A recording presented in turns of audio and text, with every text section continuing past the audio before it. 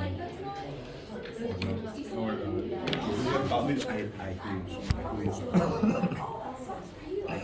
we lose I3 because we bring a few younger guys, and if ever comes, we'll take it. All right. Any other miscellaneous space questions before we get started? I do encourage those. It seems we landed one thing on though. I'm just not sure what it was. How do the planets in Star Wars work? In what regard? Which one came out? Well, one of them is like completely sand, one is like completely liquid. Oh.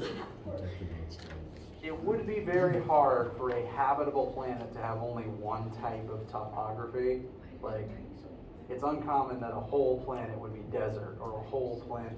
I guess a whole planet would be frozen. I think Tatooine is just desert. The problem with Tatooine is it has at least 2 suns, which doesn't make a whole lot of sense. Well, there are multiple moons, so why not multiple suns? It's a question of which one you're orbiting. I suppose you could orbit a binary star system, but that might not actually increase the temperature all that much. I think George Lucas just said, it's hot here because 2 suns. Which is, you know, about as in-depth as a lot of sci-fi writers actually go. It is possible, actually, fun fact.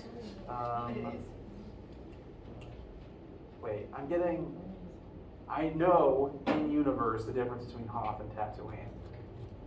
In real life, we've discovered a planet. Okay, I'm remembering the story now. In real life, we've discovered a planet that does orbit 2 suns. In real life, most planets orbit a single sun. There's usually just one, I almost called it an organism. There's only usually one epicenter of a solar system. There's one star that a bunch of other things orbit around.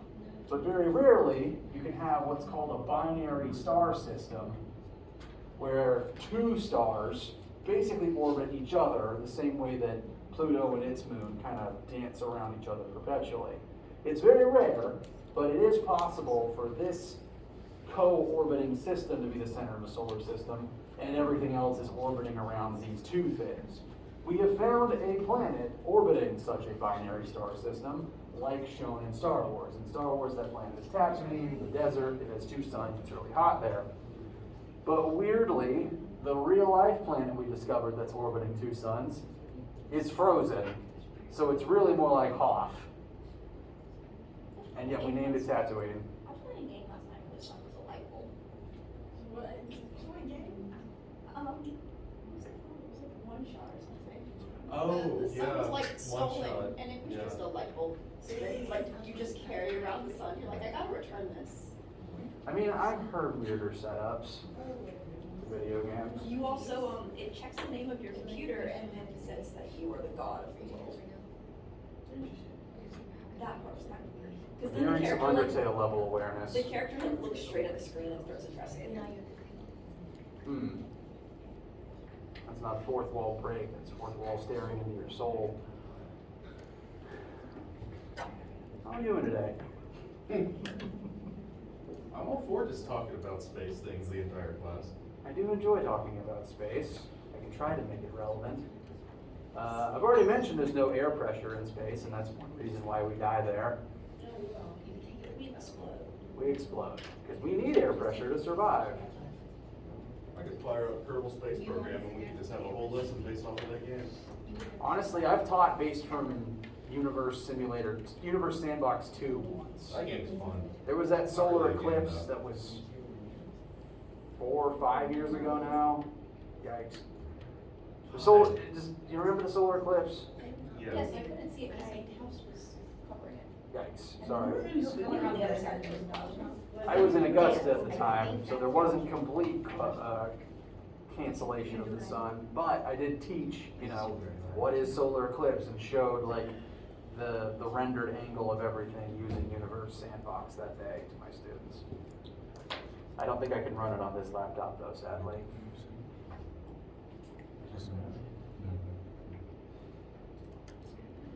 Any other random questions? Please, I want guided discussion. You don't give me something, I just have to teach. Okay, fair enough, because, Yeah, I had a question about homework. Yes.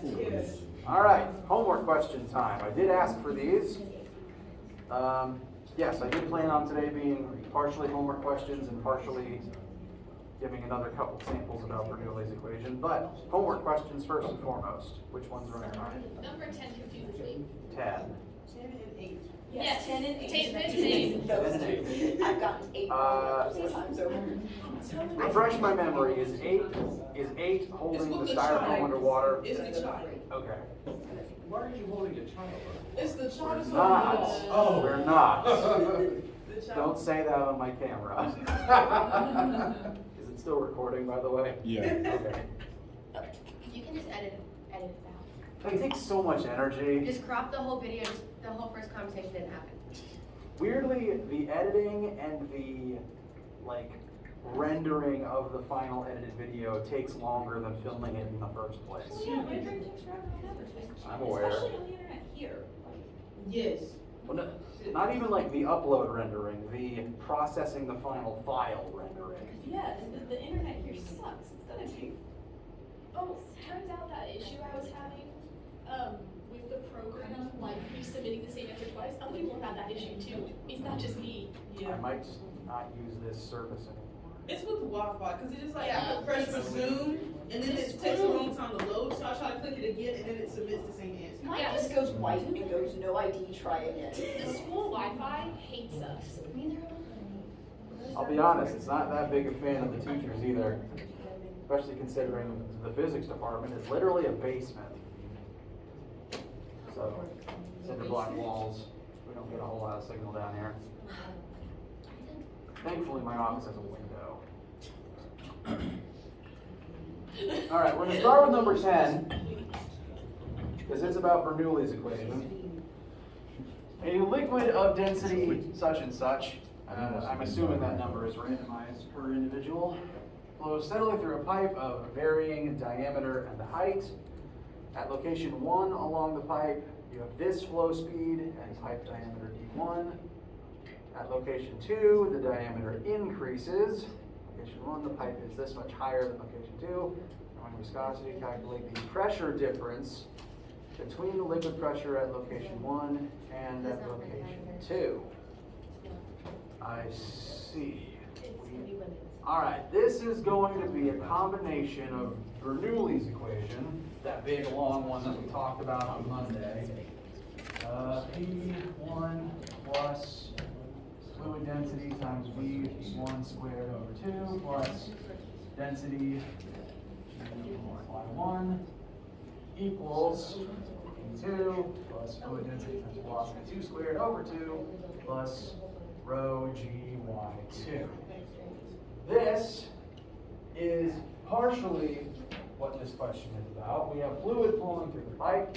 The pipe changes height partway down, so the fact that one part is lower than the other is going to affect the pressure in that lower part of the pipe, since there's more liquid above it pushing down on that point. So the height difference, everyone will have a slightly different delta Y, is going to factor into this. Since one side is higher than the other, that term on that one side will contribute to the total amount of pressure. Now, the other matter at hand is that the two parts of this pipe are different diameters. And because the pipes are different sizes, the fluid will naturally, regardless of anything else, flow at different rates inside of those pipes. We know the starting velocity. You can find the second velocity if you try that. Yes, I'm wondering how the combination of these two principles is going to complicate things.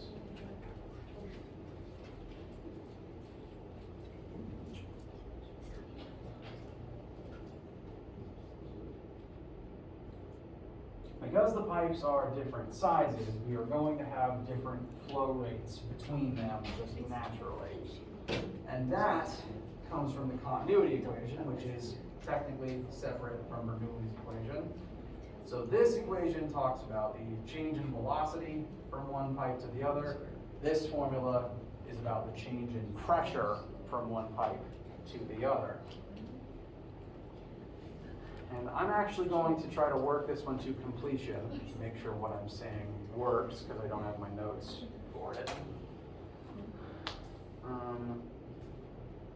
The change in area from one to the other will change the velocity. We can use continuity equation to figure out what the velocity in the lower, wider part of the pipe is.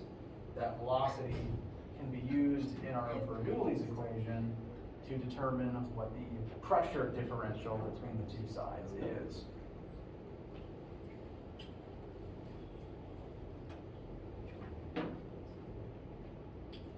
Now specifically, we're being asked for the difference in pressure between these two locations. We want delta P, and admittedly, this formula doesn't specifically have delta P in it, but delta anything is always final minus initial, so to get our answer, we're just going to need, to get delta P, we're just going to have to get the P1 and the P2 on the same side as each other, subtracting one from the other. And that will tell us the difference between them, which is what we're being asked for. The difference between the pressure in those two locations.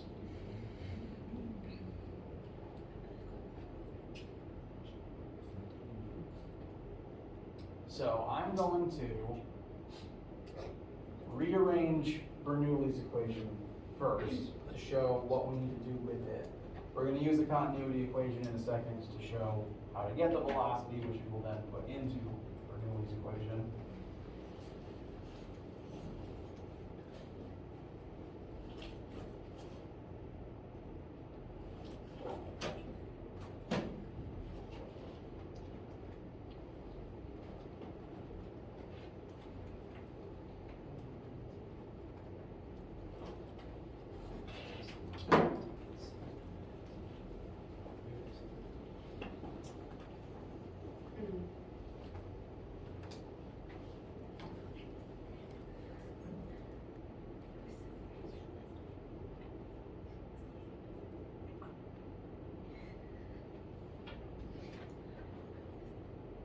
So from the original version, I sent some things from one side to the other, the goal being we want to eventually determine the pressure difference between the two pipes. That difference in pressure, delta P, can be one of the pressures minus the other, so this is delta P. So P1 minus P2, this is what we're solving for. This is going to be our final answer. Got there by sending P2 on the right, subtracting it to the left.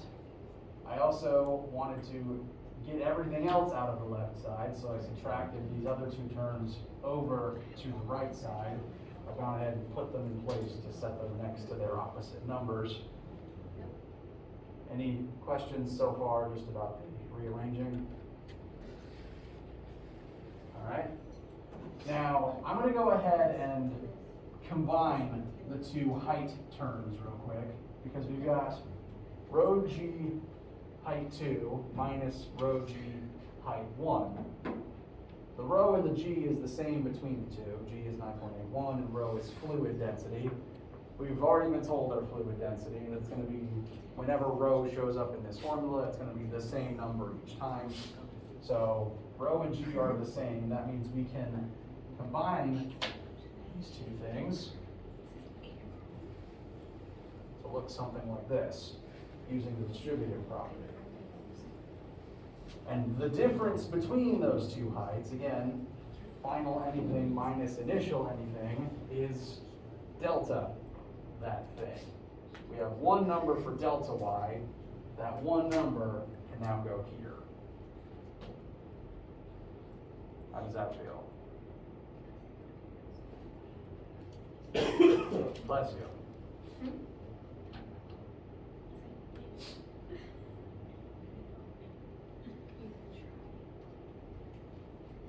All right, so to summarize, we want delta P, P1 minus P2 will tell us that information. So this is currently what we're solving for, P1 minus P2, delta P. That's what we're solving for. It's okay we don't know it because we're going to figure it out. On the right side, we know fluid density, so all the rows are known. We know V1, we know G, we know delta Y. The only thing left we need is V2. We have to approximate V2 somehow. We're going to do that with a separate equation, the continuity equation. Because as the size of the pipes changes, the velocity of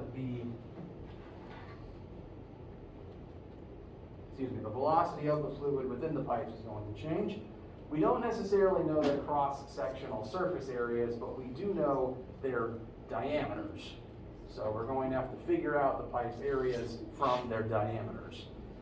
And tragically, I keep forgetting my rudimentary geometry formulas. Area of a circle, that's pi r squared, which means we're going to have to cut our diameter in half.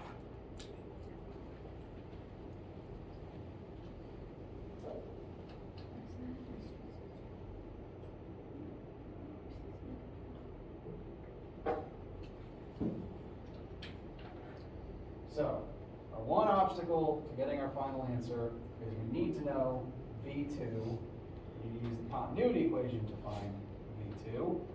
We know the diameter of each pipe, not the area, so we will have to figure out area from diameter to use the continuity equation to determine V2. Just going to start rewriting continuity stuff over here.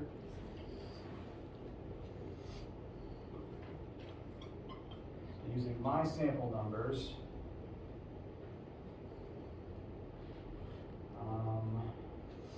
velocity 1 is 9.83, diameter 1 is 12.7 centimeters, diameter 2 is 15.7 centimeters. So,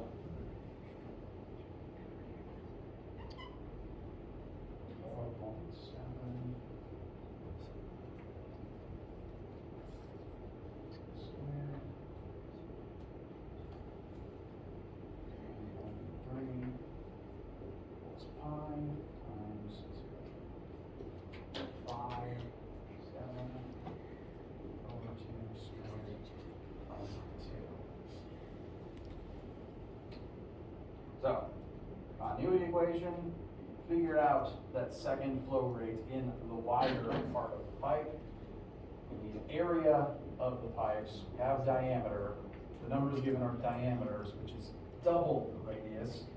So to turn that diameter into area, we have to cut the diameter in half and plug it into the area equation. That does mean you have to cut it in half first and then square it.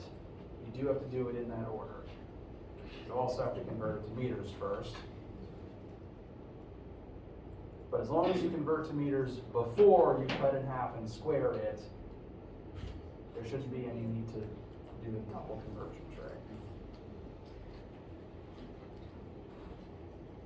So I'm going to quickly find what that second flow rate should be.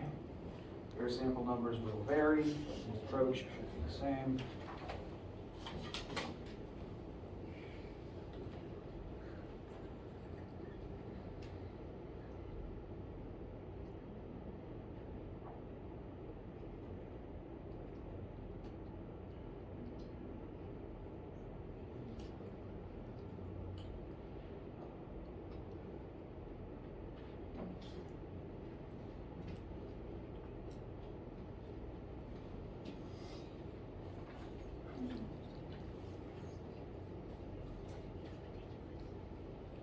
You should get a lower velocity as a result of the pipe widening. What the continuity equation tells us is that as the pipe gets, any flow diameter gets wider, there's more space, the liquid isn't under as much pressure to actually squeeze through the pipe quickly. As a result, wider nozzles tend to allow the fluid to move more slowly. So Originally, my original flow rate in the shorter, narrower part of the pipe was 9.83. I have calculated for the wider, lower portion, again, it's bigger down here, has a smaller velocity that tracks. So as you're finding your velocities before you plug them in, make sure that your V2 is smaller than V1. If your V2 is bigger than V1, there's an issue somewhere. But once you have your V2, that is the last unknown that we need to be able to find our final pressure differential. I'll start plugging in my numbers here, show my work.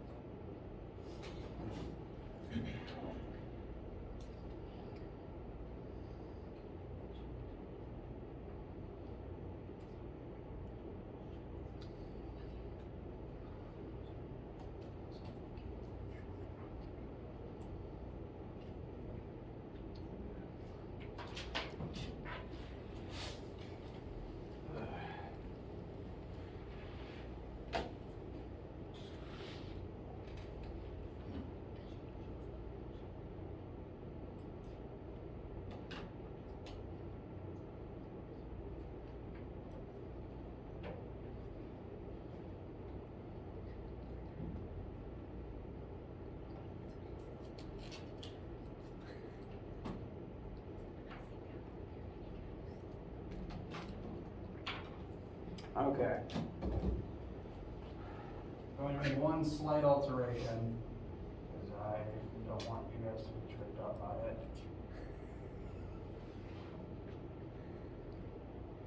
Actually, that would explain it.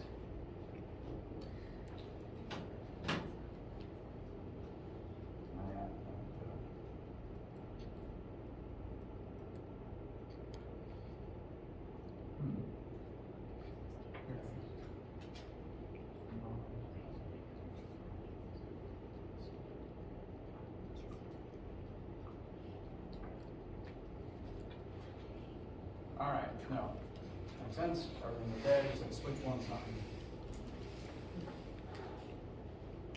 When I work through what I have on the board, I get a final answer of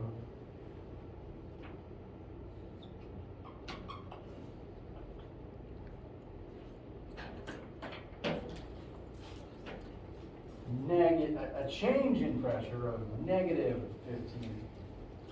152,000 Pascal approximately. And this makes sense. The pipe widened, that does mean that there should be less pressure in there. So the fact that it's a negative answer does make sense. But WebAssign doesn't care about the negative, it just wants to know the difference between the pressures. It doesn't necessarily care that it dropped, it just wants to know by how much it changed. So if you set it up the same way I did, which would guarantee a negative answer, Ch5 doesn't care about the negative. Ch5 doesn't care about the negative.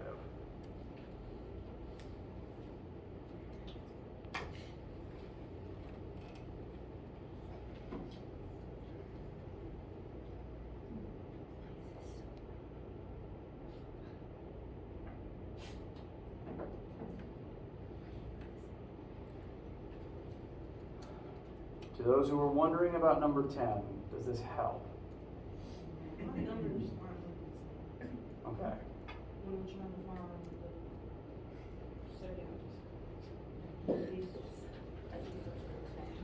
All right, and so what'll be different for everyone about this piece, where you're trying to find V2 is, everyone's gonna plug in, you're gonna have a slightly different V1, I assume.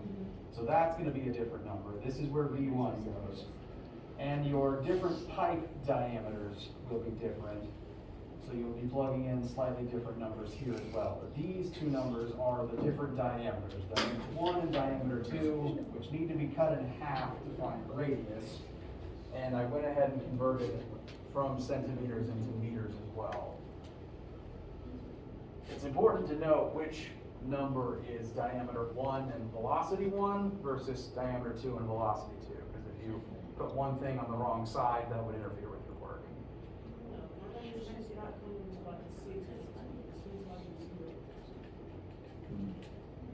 May I look at your numbers?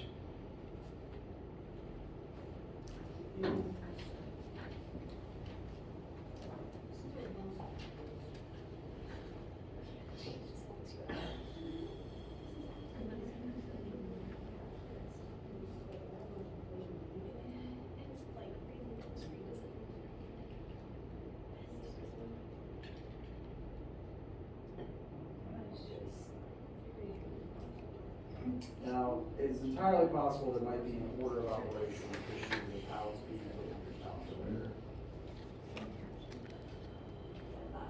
Yeah, I'm getting a final answer of 4.5.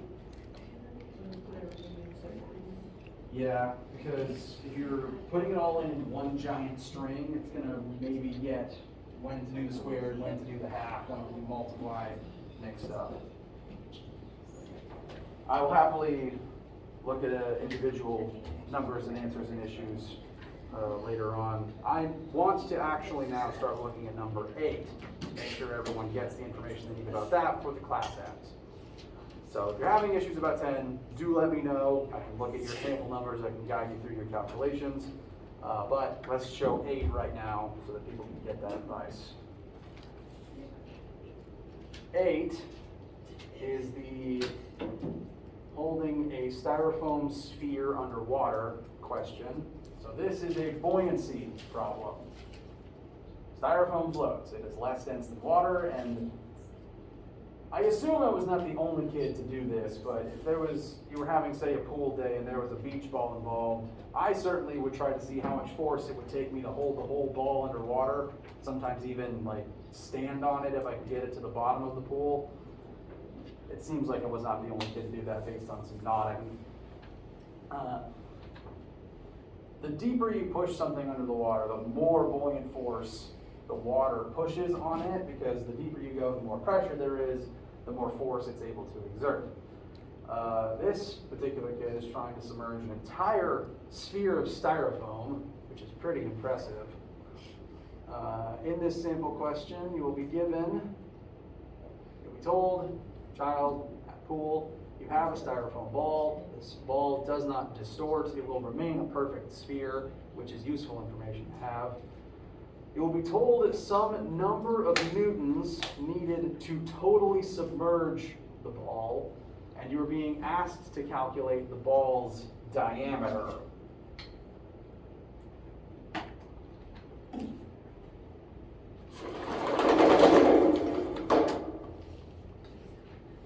So let's talk about relevant pieces of information here.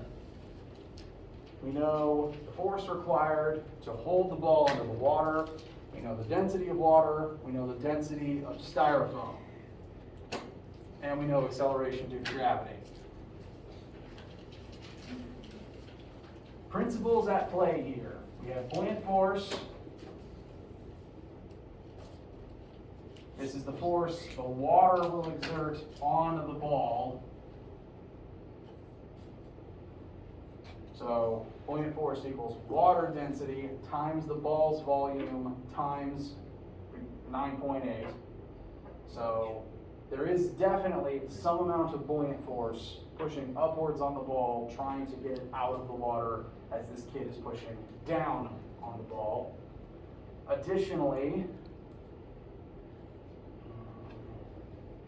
I had my next point, I've already forgotten it. What was the next formula? Useful to remember the formula for density, mass over volume. The volume of a sphere is relevant. That should be 4/3 pi r cubed.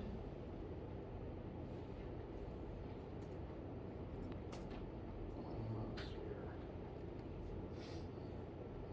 4/3 pi r cubed, yes.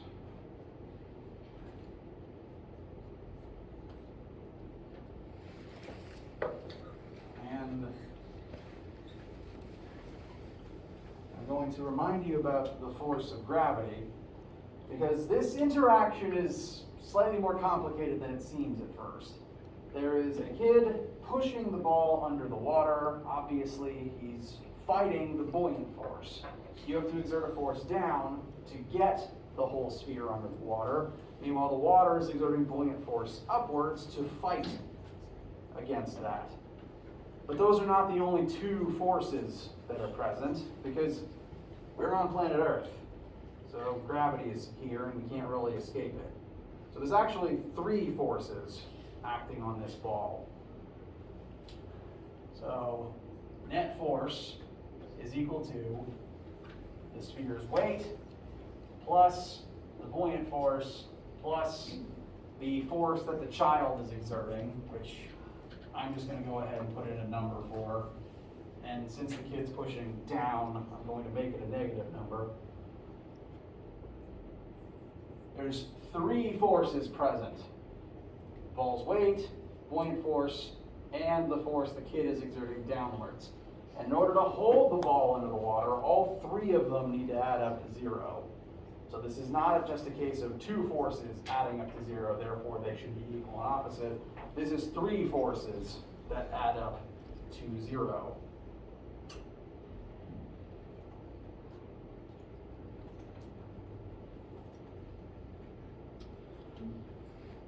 So,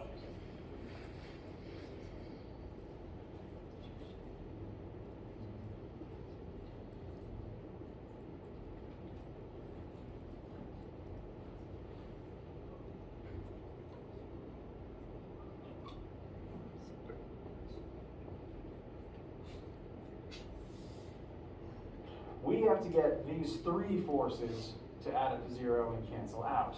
And I'm going to, two of them point down, because the kid is pushing down and gravity is pulling down. I've gone ahead and made those two negative. The only force pushing upwards right now is the buoyant force. So I'm going to go ahead, actually, no.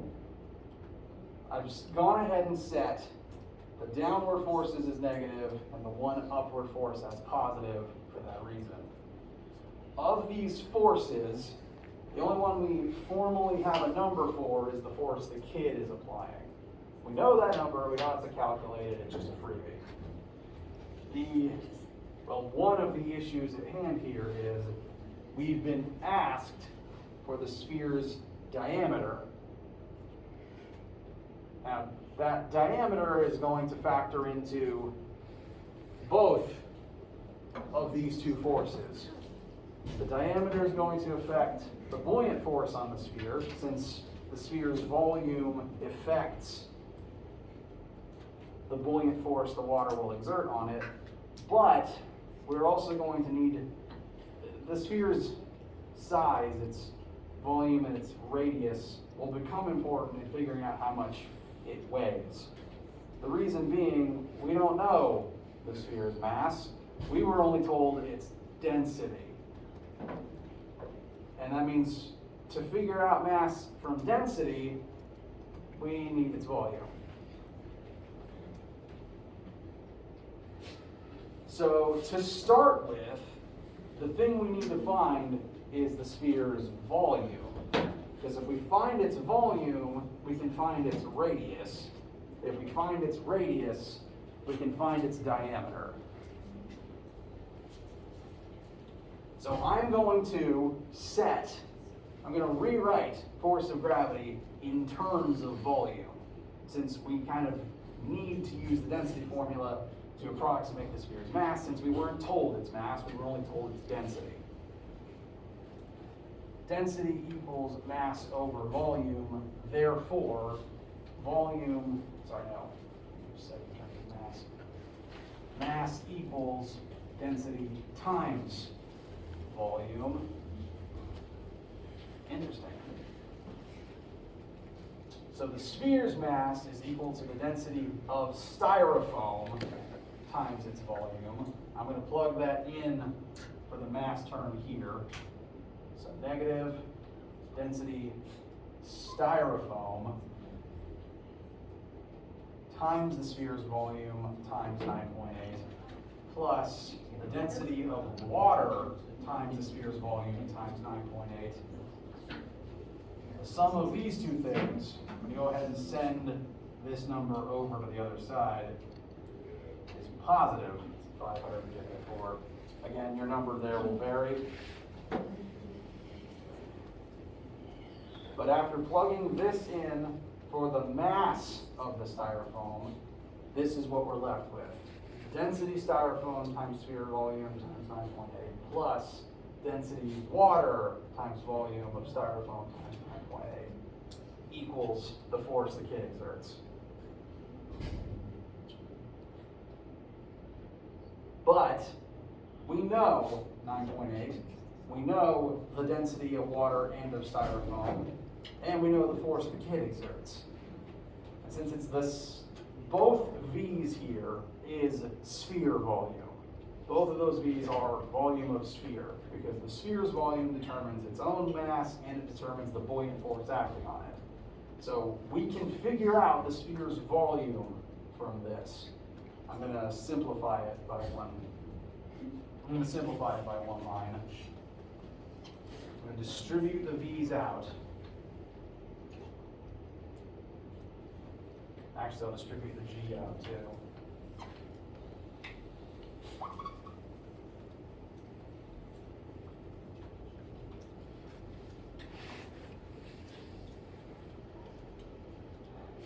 The volume of sphere times 9.8 times the difference between the densities of water and styrofoam is equal to the force the kid exerts.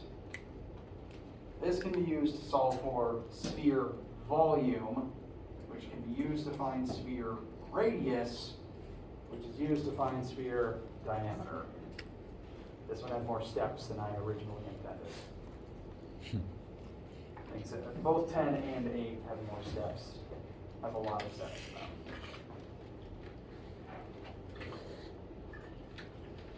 How does this one feel? Or does it at least feel better? To those who are wondering.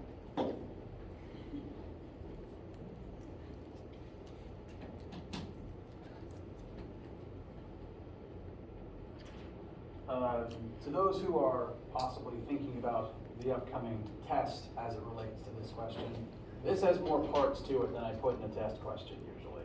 Homeworks are designed to take you a while. You can do them on your own time. Test questions are, I write them shorter because you have to do them under a time crunch. So a test question would not have this many steps or this many assumptions needed in it.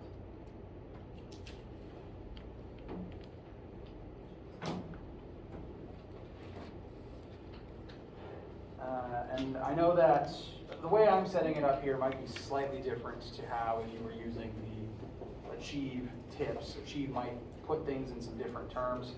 That's honestly fine. This is the way that my brain processes it. Find volume, find radius, find diameter. Anyone have any questions or concerns about this one right now? Yes? Oh.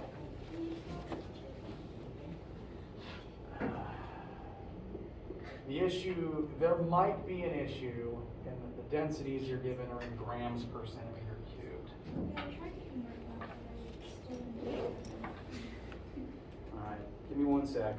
Grams per centimeter cubed to, we are going to want kilograms per meter cubed. Okay, so I'm going to give you just a flat conversion for this. You don't have to worry about, I'm going to give you the straight conversion, between grams per centimeter cubed and kilograms per cubic meter.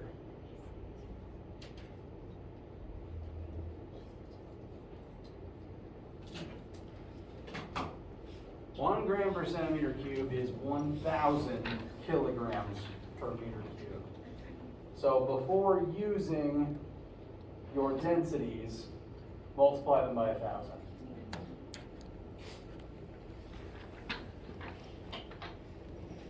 And actually, yes, that tracks. The density of water, 1 gram per centimeter cubed, but it's also frequently listed as 1,000 kilograms per meter cubed. You can fit a lot of water into 1 cubic meter. Water is heavy. So, this is how I recommend setting it up, and all of your densities for both water and styrofoam need to be multiplied by 1,000 before you move on. That conversion does need to happen before you start working with the volume formula, because again, once you start taking cube roots of things, units get really complicated.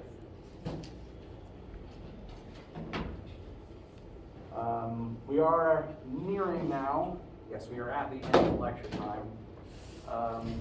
Please keep working on your homework, and please keep sending me questions. Namely, send me any issues you're having. Email me about them. I can study through your math. I can, honestly, if a sheet is acting up, I can fix it for you. Just let me know. On Friday, if you're come with any more new homework questions as well, and eventually we'll start moving on to chapter 7. But for right now, work on your homework. If you have any questions, I'm rambling. Have a nice day.